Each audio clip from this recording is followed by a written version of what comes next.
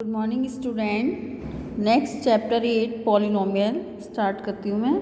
ठीक है, आपने एल्जेब्रिक एक्सप्रेशन के बारे में पढ़ा होगा। Algebraic expression is obtain in term of variables और variables by using the process of addition, subtraction and multiplication. ये आपने पढ़ा है।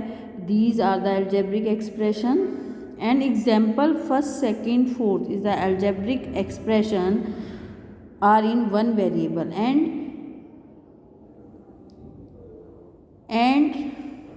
third is the algebraic expression is in two variables।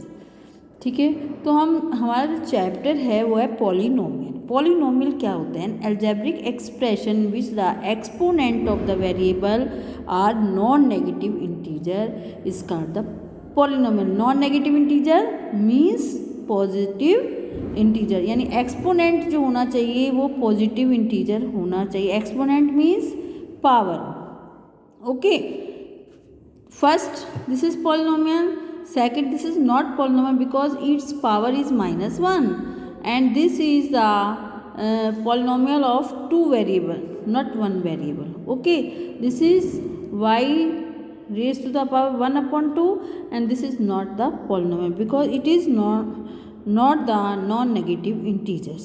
अब आता है terms in a polynomial. First term is monomial. Monomial के लिए polynomial is said to be monomial, it contains one term, only one term और the constant और a variable is product of both. ये भी हो सकता है कि प्रोडक्ट हो दोनों का, या तो कांस्टेंट हो या फिर वेरिएबल हो। तो -5, 7x square, 6xy, these are the monomials।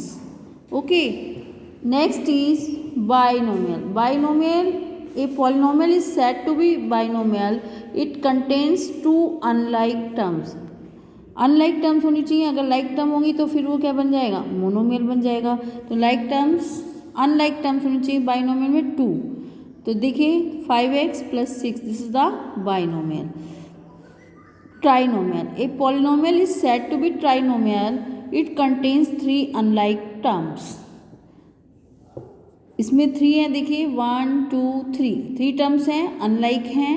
ठीक है, constant polynomial, constant polynomial which contain only one constant term. एक constant term means only you write the number positive और negative and then this is the constant polynomial. Next is standard form of the polynomial. When the term of a polynomial are written in decreasing order of the power of the variable, it is called the polynomial in the standard form. Polynomial को हम जो है अगर decreasing order में लिखते हैं, this is called the standard form.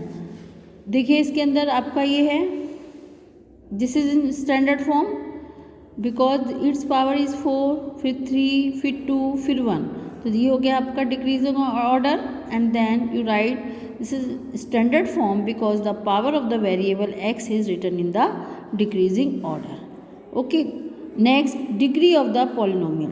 Highest power of the variable, variable के अंदर आपको हाईएस्ट पावर देखनी है। पॉलिनोमियल जो भी आपको दिया जाता है, polynomial of one variable, you see the highest power of the variable and then this is called the degree of polynomial. Okay, if you see the polynomial its degree is 1 and then you write this is linear polynomial. This is the example of the linear polynomial 2x + 1, 2x + 5, its power is 1 and then you write linear polynomial. Second, degree is 2, highest power of the variable is 2 and then you write quadratic polynomial. And this highest power of the variable is 3 and then you write cubic polynomial. Next, -7 is a constant polynomial and degree of the constant polynomial is 0। अगर हम ये कहें -7 आपके पास है तो यहाँ पर degree क्या है? तो हम इसको ऐसे लिख सकते हैं -7 x की 0 और x की 0 क्या होती है 1। तो क्या हो गया? डिग्री 0 होगी। किसी भी कांस्टेंट पॉलिनोमियल की डिग्री क्या होती है? 0।